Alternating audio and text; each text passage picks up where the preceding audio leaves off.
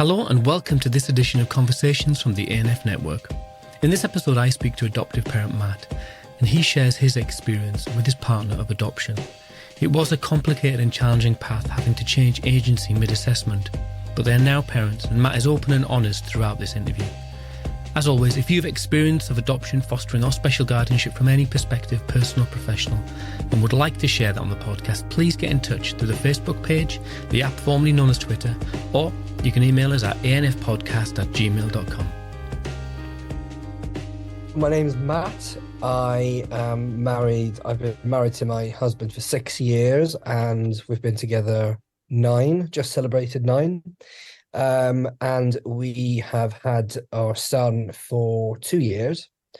So we are 2 years into the journey. We live in the southeast of England. We've only been here a year, which is great. It's lovely to be closer to the sea. And we have a lovely black dog called Milo. He's a Labrador, and he's quite a character. So 2 dependents in all. One's got 4 legs, one's got 2. Excellent. So can you tell me then what brought you to adoption? I mean, it sounds like an obvious question, but it's not. But there's no presumption that, as a same-sex couple, that you're going to adopt. It's been quite a long journey. Jason and I actually discussed this on our second date. We didn't waste any time. I just wanted to know, whether he wanted kids, and we sort of, I think we both have different versions of what actually got said 9 years ago, but I'm fairly certain that my version is correct. So I think there was a conversation about adoption and surrogacy, and I think at the time I was obsessed. I wanted to have a blood related child, and he was sort of more on the adoption camp. And we never talked about it again until, a few years after we got married, and we decided let's do it. So we attended we gave both a chance, and we attended an adoption information evening. In those days, we used to actually go rather than do it online. And we also went to a surrogacy one, and the surrogacy one, we were the only gay couple at the surrogacy one, and it sort of made us think, are we in the right place here? Is this, we just felt really odd. And when they talked to us, it was really clinical and all about the money. It was all about, this stage is going to cost you $5,000 only if it works, and then you're going to go to the next stage, and that's $25,000. And if it doesn't work, you have to start again. And we were a little bit overwhelmed. It's like, when you totted it all up. And again, if it works, because it can just not work, just like IVF. And then we went to an adoption evening, and it was totally different. And suddenly it wasn't just about, we're sort of fulfilling something that we both want. We want a child. It was also about giving a child a second chance. And there was something in that which suddenly, I totally did a 180 on that, and suddenly surrogacy became a little bit of a maybe not. And it was, I really believe that the adopters' contribution, so there being an adopter, someone who's done it, is really important, because it makes it real. Because you get, a social worker or a, the manager of an agency blabbing about how great it is, and you know, when you're going to make a difference, and you need this and that, and you need this paperwork and that paperwork, and all of that can sound really overwhelming.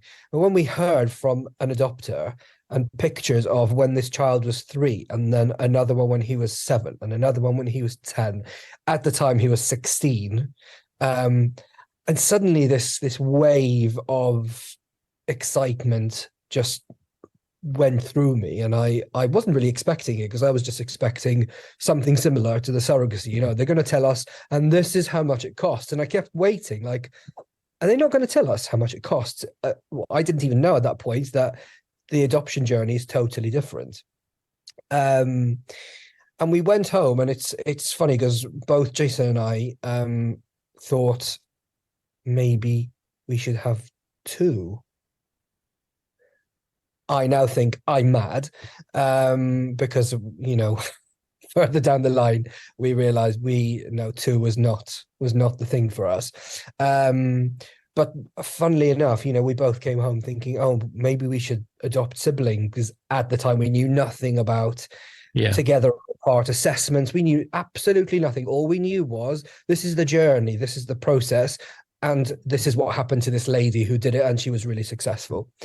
So we started the process. And can I ask you, just because sometimes I hear people talk about where they start the process, and in terms of which agency they choose. And was there any sort of, it sounds like you were maybe a little bit, I don't want to say naive, but a bit naive to the system and the process. Hopefully, we knew nothing. You know, I literally put in adoption into Google, and PACT came up, and we just went. It was like, adoption evening, an information evening. Let's just go. They're not going to make us sign an adopted line. You know, it's just information. That's all it is.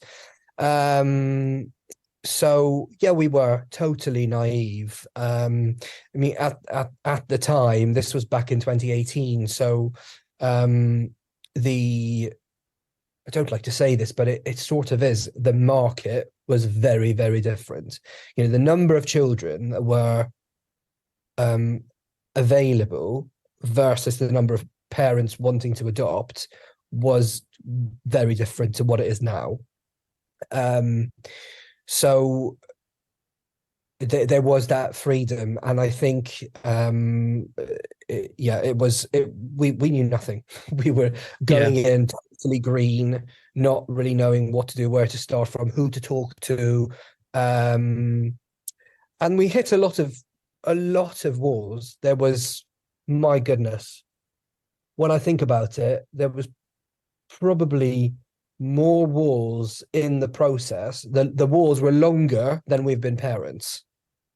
Right. And it actually had absolutely nothing to do with matching or the child or children. It was all the agencies. So I was on anti-anxiety medication at the time. And so we basically packed it, and it didn't really work for us. I think we didn't really gel with the people, and it's all about the people. You know, you don't like the people you're working with, you move on. And we sort of had a bit of time to you know, push the brakes and reassess what we wanted to do. And we thought, we just need to see more agencies, because we've just seen one and we don't know how to, you know, are they measure it against something else. We had nothing to measure it against.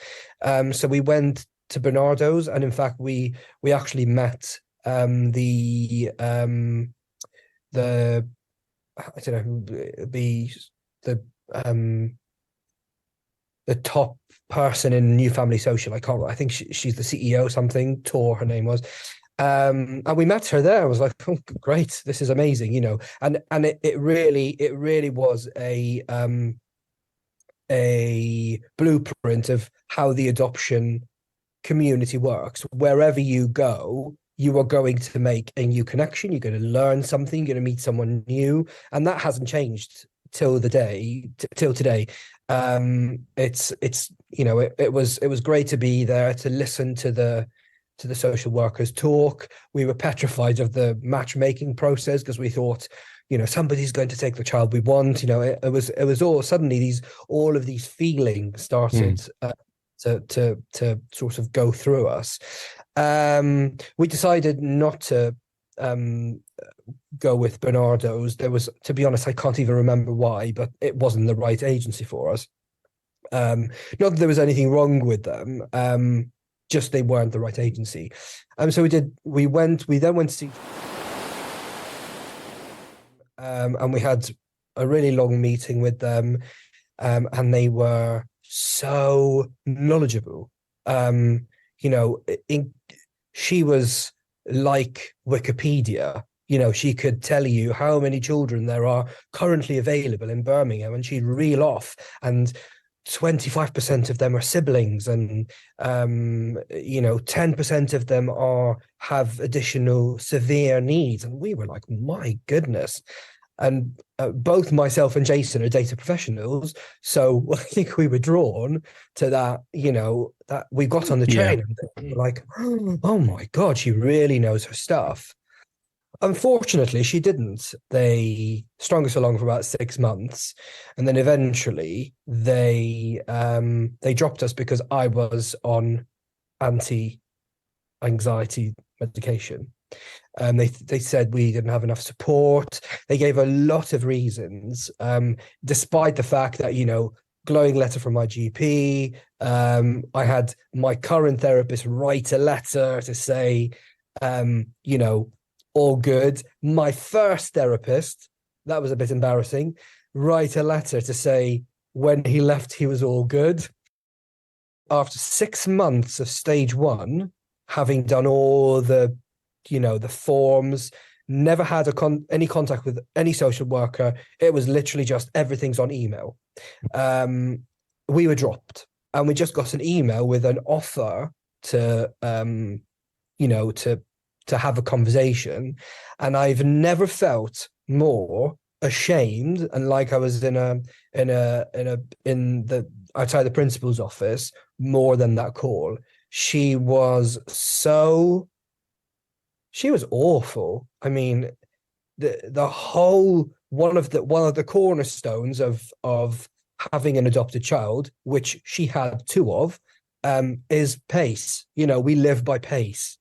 And there was, you couldn't even say there was not even a tiny bit of empathy. It was like a very clinical conversation. There was a lot of, stop, I need to finish my sentence. It just, to be honest, at the end of the call, we obviously cried because we thought we're not going to have kids. And we were also told, which was, I think, the most important thing, and I really hope that if there's anyone out there who has been told this, it is not true. And they told us, if an adoption agency within the London area drops you, there is no way you will be picked up by any other agency. We were told this. I mean, how awful. It's like a couple didn't manage to get IVF for the first time, and the doctor says, yeah, you got to give up now. It's just like, it was awful. So how did you pick yourself up from that, and what sort of made you think, oh well, actually we're going to try someone else? Because surely that felt like you said, a door that slammed shut. So what made you then move on? And I guess we'll keep the names of the adoption agencies out of it because they might come after me. Or you. I'll pass your details on. I've got no. I'm a coward. So you've had that experience of being the door totally slammed shut. How do you then sort of pick up the phone book again and say, right, let's give it another go? What? Well, by that time, obviously, because it had been 6 months since the beginning of stage 1, we had been doing a lot of reading, a lot of webinars. We joined Adoption UK, had a group support call with other prospective adopters who were at different stages of the process, and the person who led that group from Adoption UK, we all had her number. It was such a lovely thing to have, and we called her crying, and actually we were moaning about how they were failing to come back to us, that it takes 2 weeks for an email to get answered and all of that. And Adoption UK said to us, you just need to stop the process and start again with someone else. And we, at that point, we said, no, we're going to wait. Let's just wait it out. Let's be patient and all of this. Little did we know that, 6 months of stage one is ridiculous. You would never spend 6 months in stage one. There is not that, there's not that amount of work. This, it's anyway. So we, after we were dropped, Adoption UK basically said, right, this is rubbish. You need to go to Family Futures. And we just went, okay.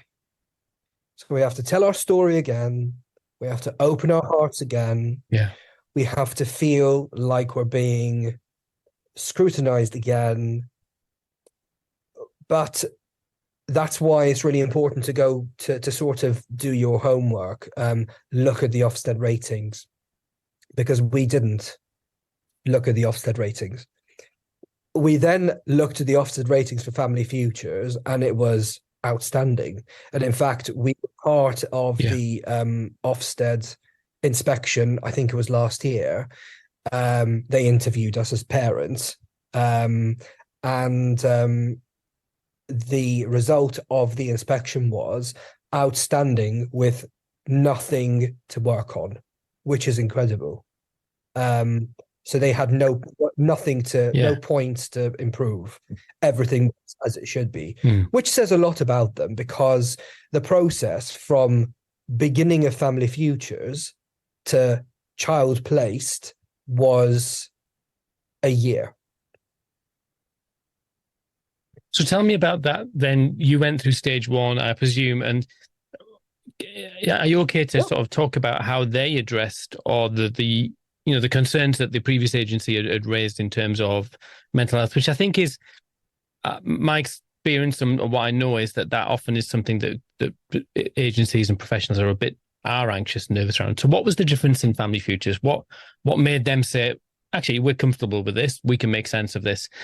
And how was the assessment process then? Because once you get out of stage one, you're then into you're telling your story bit, aren't you? The stage two is where the meat and potatoes is. So what we were totally candid with Family Futures, and I mean, you obviously have to disclose that you've been rejected by another agency, and they need to then, as part of their due diligence, need to go through the process of contacting the other agency, and unfortunately for them, just finding out what. And our previous agency was they were really hostile about all of the information, because they said they gave them the official paperwork and we're not open to any more questions.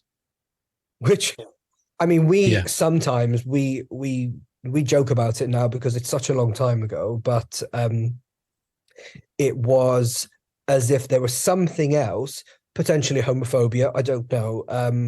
There was something else which we can see, which was a blocker, and they were just using mental health. I don't know. But as soon as we went to Family Future, stage one was like, silk and smooth. It was like toffee. We didn't feel like we were outside the principal's office anymore. It was a collaborative process.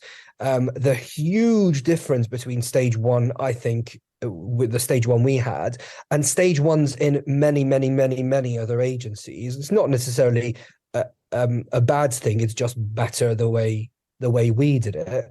That as soon as you are given you're told, welcome to stage one, you're allocated a social worker and a therapist straight away. And that therapist is now my son's Yeah. therapist. So she knows, she went through the process with us from beginning to end. And she knows both of our attachment styles. She would have obviously assessed my son for his attachment style. So the after the therapy, the support that comes post adoption is sort of like a family unit thing rather than a child thing, because the child is healing through the relationship of the parents. And it was amazing. And obviously, we were on our back foot all the time throughout stage one. And I remember the therapist sitting down in our living room and just saying, listen, I can see it on your faces. I know what you were thinking. I know you are very nervous about this because obviously you've had an awful person telling you that you can't do this. But if we had doubts or concerns, this is when I would be telling you about them. And we don't. So we've done all our due diligence and we would love to invite you to stage two. Mm-hmm. And suddenly it was like somebody just told me, oh, this is possible then. This is possible again. Because the difference between Family Futures and our previous agency was that there was human contact. Somebody was talking to us in stage one, like face to face, when before it was all an assignment, lots and lots of typing. So you can't really get to know anyone. You can't really get to know a person by just what they write, because anybody can write any old rubbish, but you need to actually be in that room with them. I mean, some people find it quite invasive, don't they? Though that stage two part. And how did you find it? I totally agree. And we were told this, and I was sort of, I was nervous about it because I thought, what do they want to know? And the answer is everything. And it's right to be asked everything, because the therapy, as I said, is through the parents. So they need to know how to approach, they need to know you in order to know how to approach the therapy of that child, and also to be able to assess whether a child is a match or not. It can be, we didn't feel like it was invasive. I think, again, it was a 2-to-2, simply because it was social worker and therapist in stage two. Again, same like stage one with us. So it was just us in the room, no other couples. So it wasn't like a lot of regional adoption agencies will have a room full of couples, prospective adopters, and they do sort of seminars and whatnot. It was all about us. So there wasn't a feeling of, shall we say this because the couple next to us are a little bit weird. There wasn't any of that.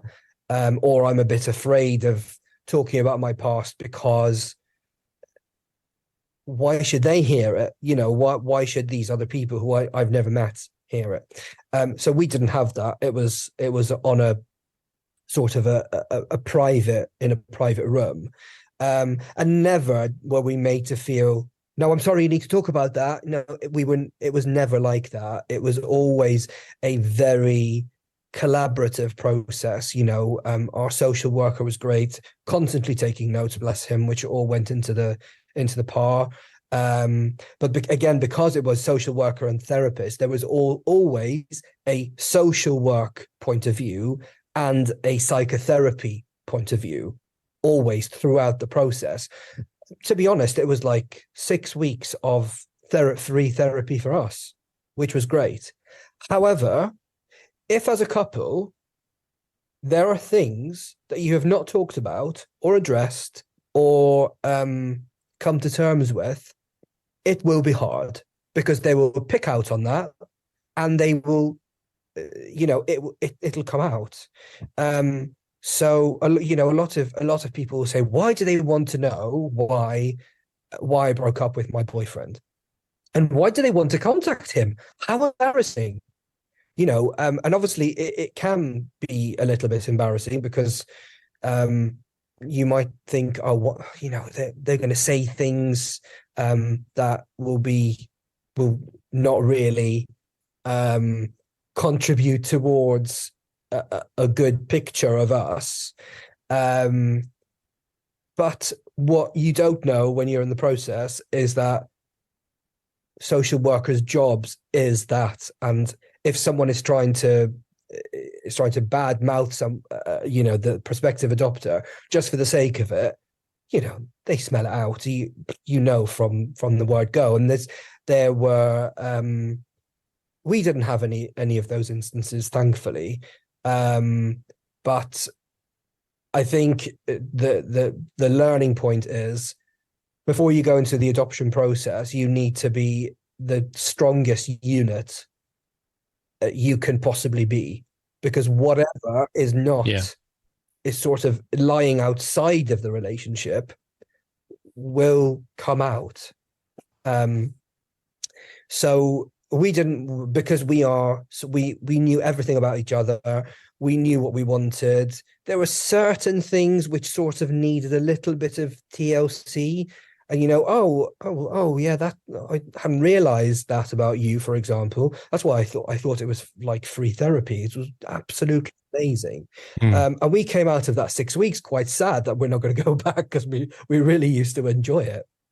But also quite excited for the next stage of the process.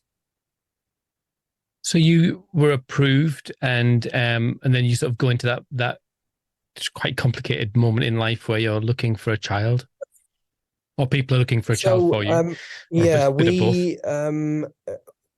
This is very unlike a lot of people's story, because we got access to Linkmaker before we were approved, and we got approached by the social worker, our son's social worker, before we went to approval panel.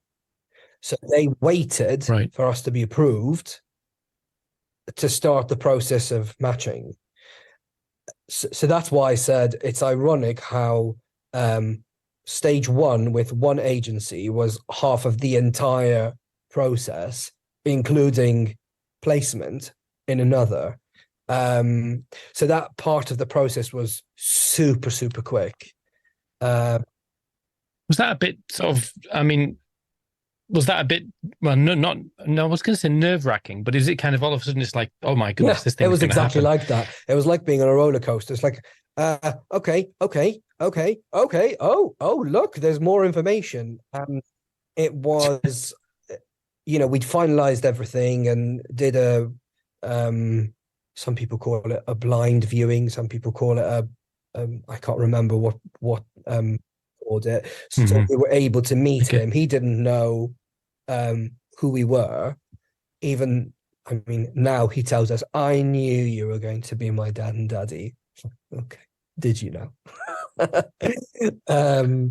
So we were allowed to have, we had 45 minutes with him, which was lovely. And then we had to wait a month. That was the longest month of our lives, because we then had sort of this image of a child and we had to prepare everything.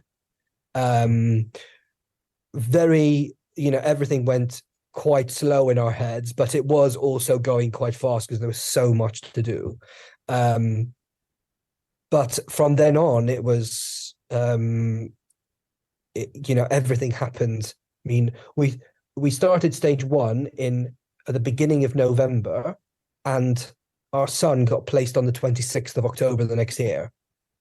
So, super fast. But I know that in the current climate, a lot of prospective adopters are waiting a very, very long time because of the numbers, the number of prospective adopters there are versus how many children there are. But So what was that? Well, often people talk about meeting their children in glowing terms, but often it can be a complicated time. It's the best of times and the worst of times.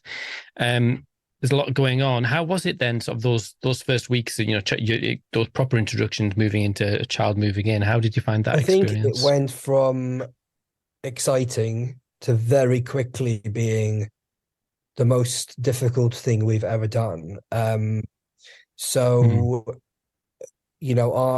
our son struggled with staying asleep. So he would fall asleep like a light, minutes and he's asleep, which is a dream for most parents. But then between 12 o'clock and whatever time you wake up, there can be between 10 to 20 wake ups. And where we lived before, we had a smaller house, and our bedroom was sort of 90 degrees from his bedroom. So literally with both doors open, I can see his bed from my bed. And we didn't sleep for about 6 months. And that sort of rings bells for birth parents, because the problem was that, when you're a birth parent, you have a birth child, and they are a week old and they nap, and we didn't have that. We had all of that at night, and then miraculously he would wake up in the morning like he'd had the best night's sleep, ready to go. I want to play. So we were always tag teaming, always very, very tired. Again, this is a problem which we had.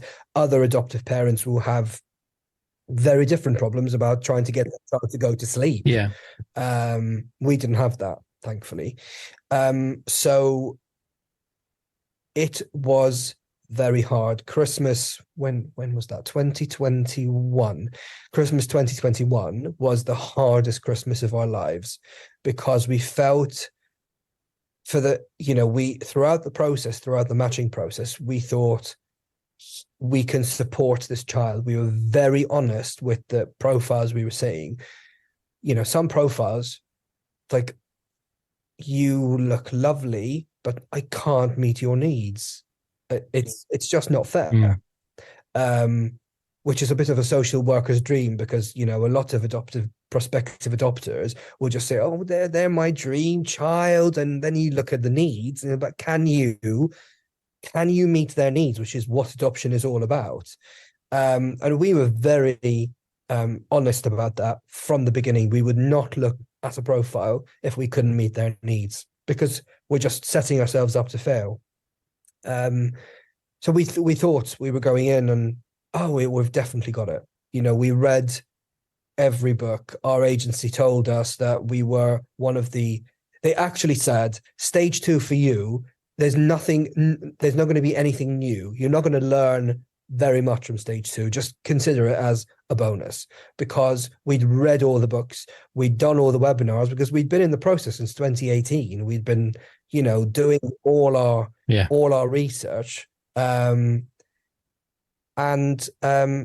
2021 was by far the hardest, because we had spent 2 months by then not sleeping, and having a bouncy child at 7 o'clock in the morning, because he's ready for the day.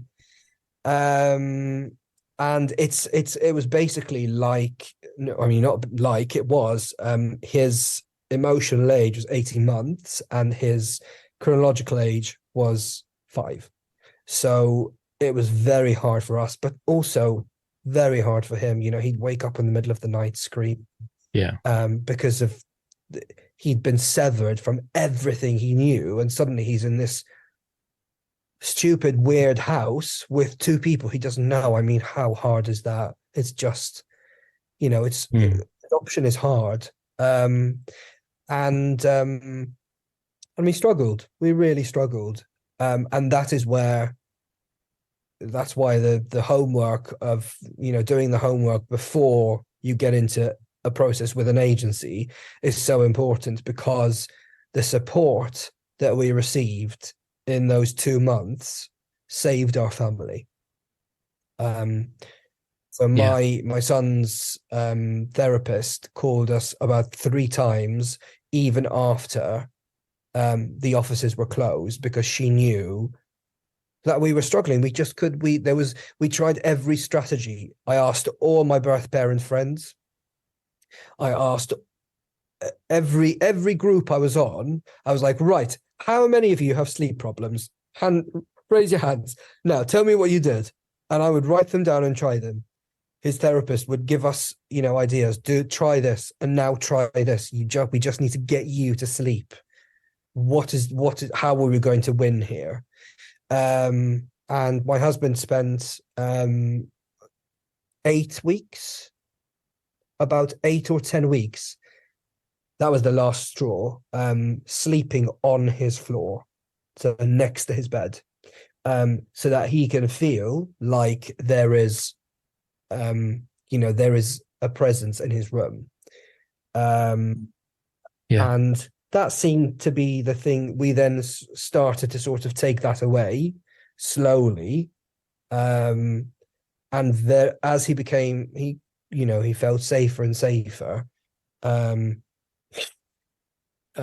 he came back to sleep in our bed, and my husband and my son. So you're 2 years on from that now, and how are things now then? Is life normal? It is. It pretty much is. I mean, we have a 7-year-old who sometimes regresses to become a 3-year-old. But I'm not sure that's specific to adoption. I think all children do that. There are, he's got his triggers. We know them. We manage around those triggers. I think from our perspective, I think last weekend we celebrated 2 years, and we actually went up first year. He was developmentally, he wasn't, if you try to explain to him we've been a family for a year, he wouldn't understand it. This year we said we need to tell him now that this is a thing we are going to celebrate from now on.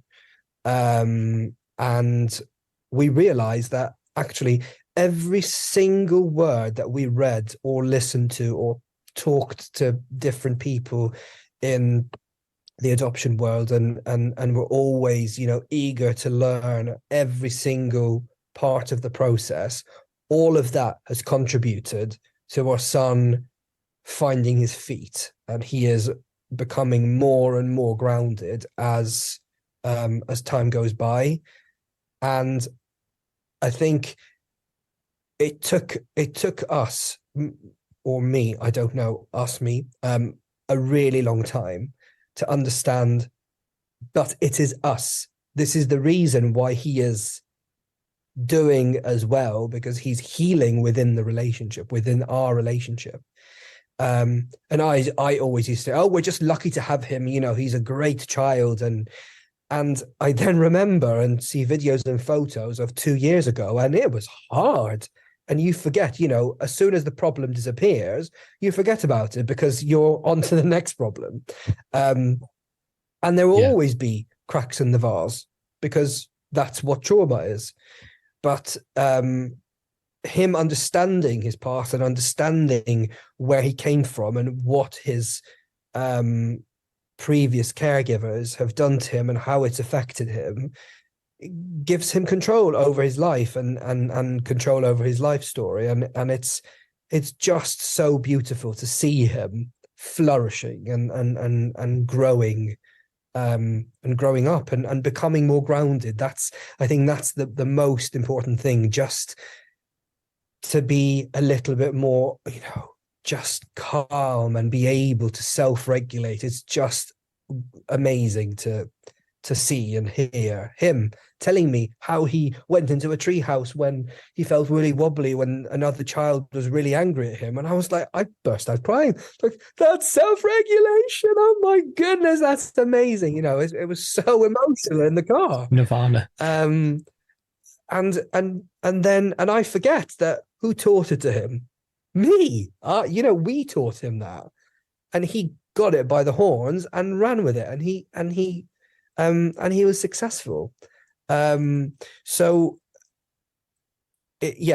now we, obviously when we have therapy, it's it's hard because he has to face his demons every couple of weeks. We go to therapy and he has to face his demons, which he obviously finds it tricky. It's hard. He's 7, you know. Yeah. So it's he finds it tricky to talk about it. But funnily enough, I don't know what it is. We talk about things in therapy, and it's like the only way I can describe it is he doesn't eat it and swallow it. He puts it in his mouth and keeps it at the very back.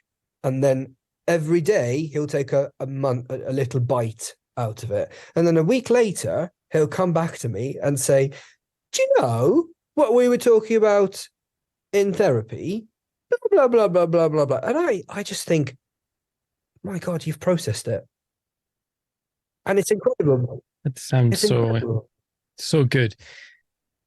When you got in touch and said, "Hey, I'd be interested in coming on the podcast and sharing a bit of my story," and you also mentioned there's a few things that you're involved with, and I know that you adopted through Family Futures, and you are kind of part of the furniture now. It seems like, in terms of some of the work they're doing and some of their aspirations to kind of affect change in terms of maintaining family links, contact. So can you tell me a bit about that, and what's going on there? Not necessarily your story or your son's story, but just the sort of the broader picture of what Family Futures are hoping for. Because I obviously can only speak of my relationship with Family Futures. We have a great one with them. I love them to pieces. I feel like they're my friends. We still have contact with our social worker and our therapist. And I was invited to their conference, which was all about contact. And this came about a few weeks later after we had a call between a few adopters from Family Futures, and one of them, we have this call every month, and there's always a theme that goes into the call, and one week it was all about contact. So I have quite strong and various opinions about contact because of our experience and because of what I see, and I think to strike us, we were given a paper which is all about how in Australia adoption is totally open. So you adopt a child, and the adoptive parents have a direct relationship and direct contact with the adoptive parents. So the children remain in contact with the birth parents throughout their life, which obviously in the UK it feels like when you buy a house, you never know, you never get to meet the people who are selling the house, because it's like you can't see them, you can't ever cross paths, and it's I think it feels like that with contact. You go in, the birth parents of my son don't know where we live, that we're a same-sex couple. They know nothing about us, because all the letters are signed his adoptive parents. That's it.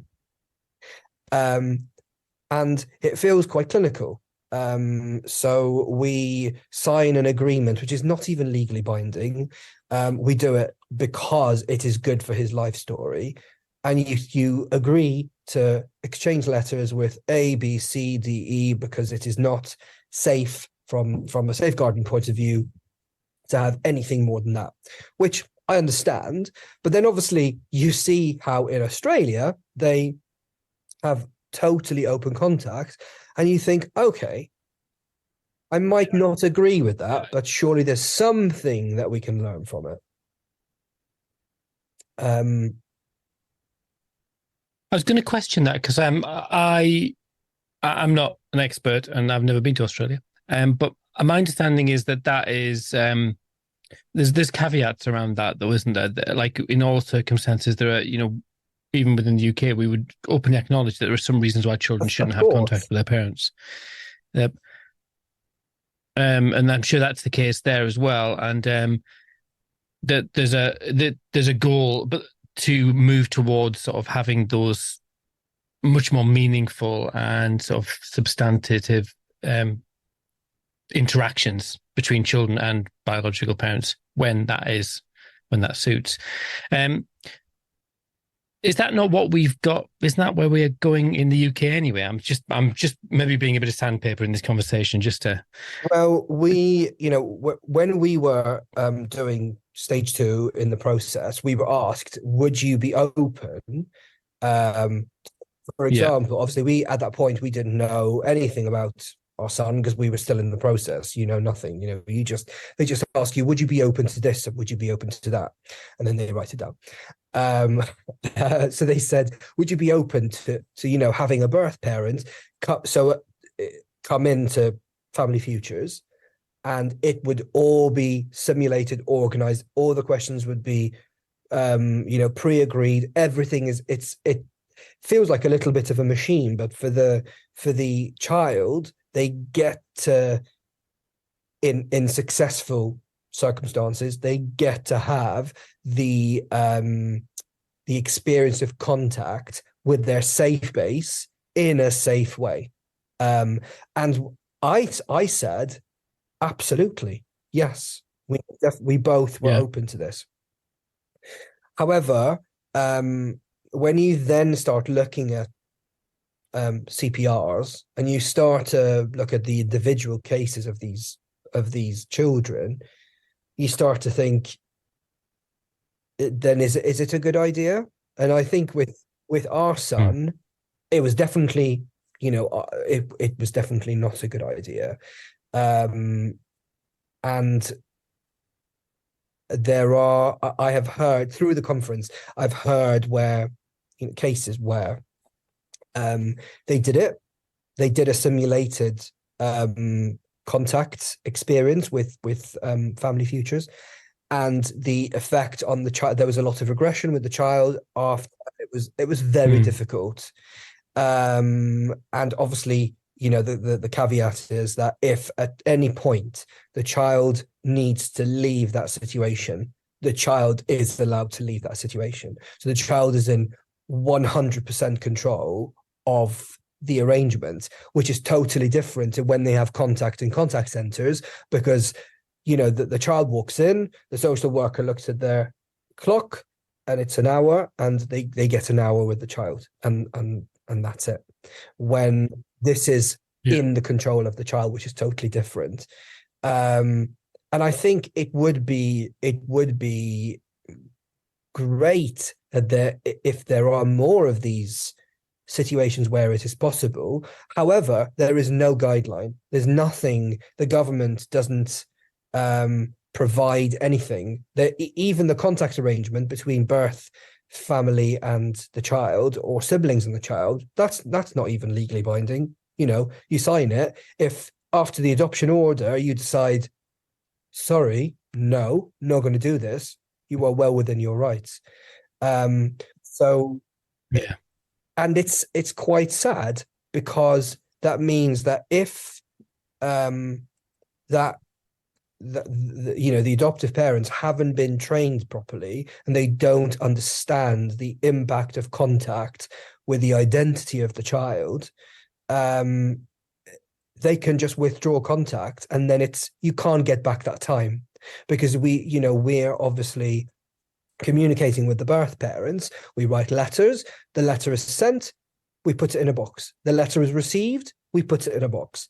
When it becomes appropriate for our son to read them, he's got 10 years of letters. You can't track back. You can't go back and say, oh, I'm really sorry, but I felt threatened by your birth parents.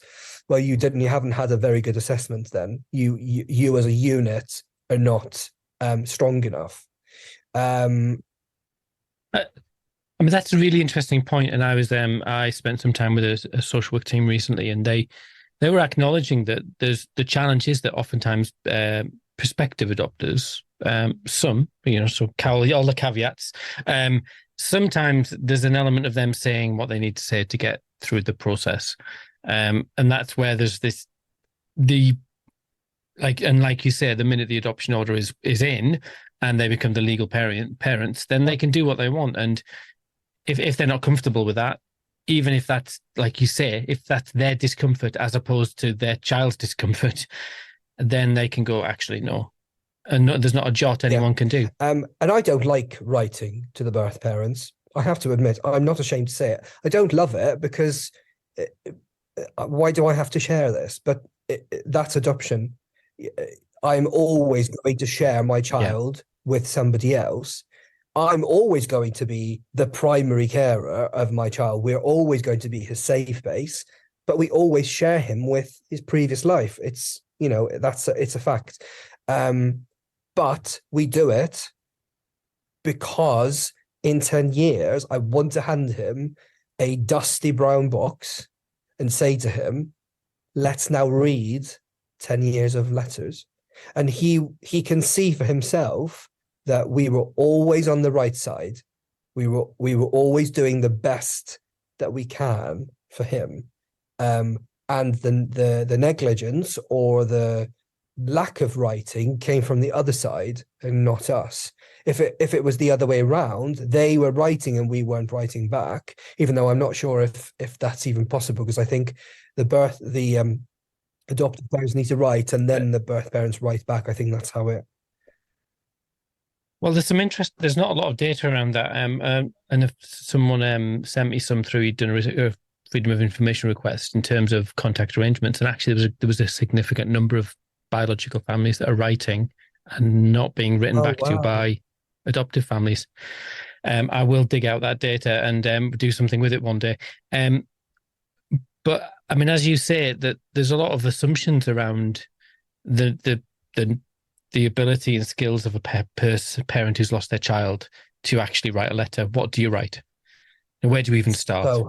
So that in some ways, it's such an outdated mode of communication as well. I mean, my son is my son. And if today someone, 3 social workers had to march into my house and say, you are not a good enough parent, I'm taking your son away, it would be like somebody is taking my legs. He's part of me. And then what do you do from there? What do I write? Yeah. They don't know otherwise. And obviously, I think as adoptive parents, we go through, well, at least I do. I go through phases of I empathize with them. I'm angry at them because of what they've done to him. I empathize with them, and it's sort of like a pendulum. And there are times I think, God, it must be so hard for them, someone's child being removed from them. I mean, in my son's case, all the children, all the siblings being removed from the birth family, and for the birth mum, in this case, the birth mum, having to live with that for the rest of her life, even if she gets better, she will have to still live with that. I remember one of your conferences, I think it was the 2021 one, where the birth mum was, there was a birth mum on it, and she was talking about how she lost her children, and she turned her life around, and she is having her own birth children, which was, I mean, I was crying whilst that she was talking, because it was such a moving story, and it's difficult for them, but it is also difficult for us to share our children, because we're not just parenting them, we're reparenting them, which is a layer of a chunk on top of. Yeah. But I would take you back to what you were saying, and I think that you were right in the terms of the level of assessment of you as a couple was, someone really got underneath it all and said, are you up to the task? Because actually you aren't, like you say, absolutely, you are not, and I say just in inverted commas, you're not just parenting this child, and this child isn't yours. It will be legally yours, but this is a child you will always share. And so, like you say, that assessment needs to unpick that. Are you going to, when this child arrives, are you going to just put the portcullis down and just, that's it? No, well, hopefully not. We want to know whether you'll be able to keep that door open, because as you were saying, the Australian model, the door is open, but that all hangs on an adoptive parent being robust enough and their values to be aligned well enough to do that. And that can be a hard ask. At some point, I don't know. I mean, my son doesn't really talk about his birth parents anymore. I've just realized that now, actually. Yeah, he doesn't really mention them. We talk about, I think he used to mention them a lot before, because there was a lot of, I missed them. I missed this, I missed that. There was a lot of, it was the separation from everything he knew to everything he didn't. Nowadays, he doesn't mention them, totally. But I think it's probably because it's hard, because the penny is dropping, and he realizes what they've done, how their actions have impacted his life, and I think it's a bit hard to talk about it. But one day, especially when the teenage years come, I have no experience in that. You probably do more. He might say, "Can we go and meet them?" Yeah, and I would say, and that's a lot of it.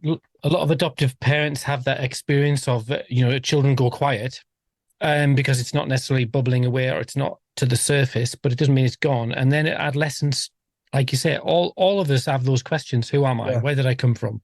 Whose eyes do I have? Am I like this person?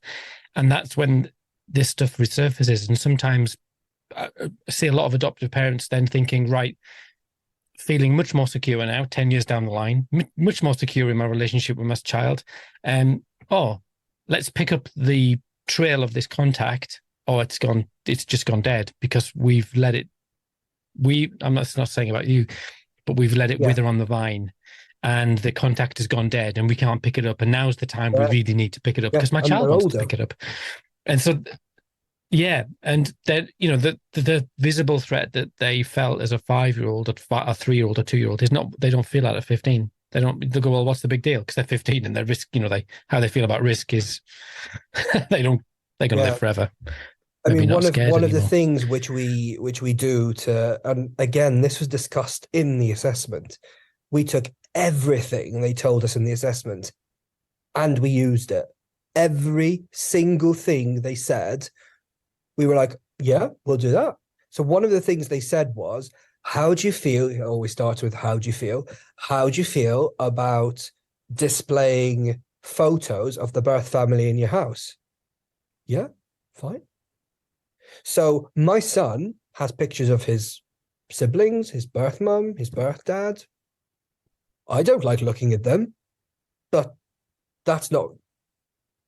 They're not there for you. And they're also in his playroom, which makes it a little bit, I'm not saying display it as an A3 picture as soon as you get in, because that would be weird. But he has them all around the house. He's got a photo album of his siblings, his birth parents, his foster carers, and I can see that he's processing things, because when he comes out of his bedroom in the morning, there's the photo album, so he's thinking about it, and we refer to them all the time.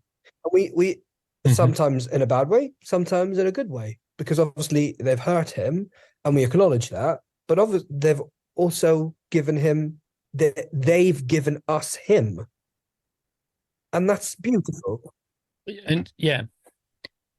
And everything good in him is, his looks, his strength, his skills, his artwork, whatever. I don't know. I'm just guessing, but often that he is that. That's the clay he's cut from, isn't it? And we say to him, you get your eyes from your birth mum, and we have. He obviously didn't get them from me. But I still tell him, I still always say, I really wish you came out of my tummy. I wish that he came out of my tummy. And obviously now that he's a grown-up, he understands that that's not biologically possible. There's some pennies dropping there, yeah. But he still the says, sentiment. "Oh, I wish I came out of your tummy as well," because he understands that he was hurt by his first caregivers and that he's not hurt by us. So it, I think a lot of people will go through a rushed process because they just want a child. Really, come on, I just really want a child. And I don't think a lot of people understand, even adoptive parents today, I don't think they understand how traumatized these children are. And Yeah. you get a lot of parents saying, "Oh, we'll just get a baby. There's nothing wrong with a baby." And they do that. And then Yeah. when they're 6, I mean, this is another big topic of conversation because you're given 3 years of support. So the regional adoption agency or the local authority, according to the law, have 3 years, and they legally should be supporting that child or have an obligation to have that child assessed and their needs be met. If you have a 6-month-old, the 3 years. So if you've got a 6-month-old from adoption order, the 3 years start, and they start ticking. And when they're 6 months old, you might not have problems. They might look like, oh, they're perfectly normal because they just came out of the womb. I received them and not perfect. And then when they're 8 or 6 or 5, suddenly the problems start, and you start to I need to diagnose them for this and that and the other, and then you're on your own because the 3 years have passed, and the regional adoption agency has gone. Yeah, we don't really.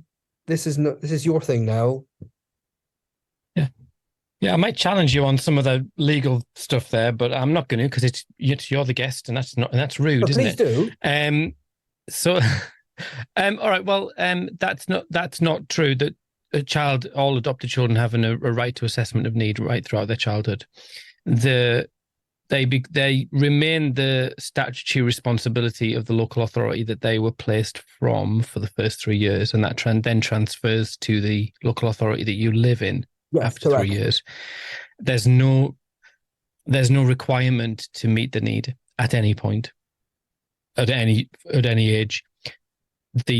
But all children in England and Wales have a right to the adoption support fund. So that's just it sounded there like that you get totally dropped. There's limited access to support anyway, but that you always will be under someone, but that it just changes depending on your geography. If you remain under the local authority, then within that catchment area, then that remains. So it's just I wanted to clarify that, just sort of in case anyone's listening, going, "What?" I'm a bit confused. But you can read all that online. I don't think. I mean, there are people I've spoken to who don't even know what the ASF is, and that there is that pot of money available for them. Yeah. There are local authorities who don't know what a match fund is, which is staggering. So they think that the maximum they can receive is £5,000, which is the yearly allowance of the ASF. In England, I don't think the ASF is available in Scotland. It's not. No, it's not. It's a complicated issue, and in terms of funding, because one of the challenges is that when you look at the amount of funding, because there was at one point, the first couple of years, there was no cap on the adoption support fund, and we're in the long grass. This is meant to be your podcast, and I'm talking. So the first few years there was no cap, so people literally there was unlimited amount of money that children could receive as long as it was justifiable and it met their needs. But the challenge was that it's a finite pot, and the year on years as people became aware that the people then more and more people were applying, and people there was tens of thousands of pounds was being spent on individual children. which is what, if they needed that, that's fine. But then there was an element of some agencies gouging profit out of it. So what they did, they looked at the statistics and I think it was something over 90% of applications to the fund were under £5,000. So the vast majority of children their needs were going to be met within that limit. Now, obviously, as you say, anything above that could be match funded, but it's a complicated issue. We get so much more than other children. Adopted children get so much more than children in kinship arrangements or foster children oftentimes as well. So it's a really complicated issue, but I think you're absolutely right that there's just a total. When you're in that world, you think everyone knows, but they just don't. Do they? I think again, it's all in the training. We were told all of these things were explained to us in our assessment, and throughout the process, we were told this is what you have the right to. So whenever the professionals came on a screen, there was no sort of trying to bend our arm to make us anything else, but this is it. And again, we are very lucky because we don't need to. We don't necessarily. The local authority where our son came from they were amazing with they were responsive. They knew that our son needed that support, and things sort of moved quite swiftly. But I know that that this is not the case again for a lot of adoptive parents who've got 8-year-old children. They've had them since they were really young, and it feels like whenever you say, "Oh, hello, I need some help," it's like they go, "Whoa, hang on a minute, hang on. What do you mean you need help? You need what? Why do you need help? He's 8." And it feels like a lot of doors are being closed on adoptive parents. So obviously, the reform of the amount of money that the government's putting into social care, that is definitely needs to be reformed. I mean, the whole social care system, I think, does. And there is actually a very, very interesting TV program, which I think it's a Channel 4 TV program. Do you know which one I'm talking about? And they talk about the numbers, and the numbers are staggering. Basically, if the social system is not, there isn't a change in the next 5 years, it is the cost of social care is going to triple or quadruple, something like that, which made me think, oh, wow, that's quite a number. I think it was a Channel 4 program. Matt, we've gone way over time. We've used up loads and loads of time. So I'm going to have to draw our time together to an end, if that's okay with you. But I want to thank you for being so open and honest in terms of your experience, what your sort of two very dissimilar experiences, one being pretty terrible and one being pretty fantastic of assessment, and then your experience of taking on a child and your broader perspectives across the sector. So thank you so much for your time. It's been an absolute pleasure, and I wish you well with all your future endeavors. Thank you for having me.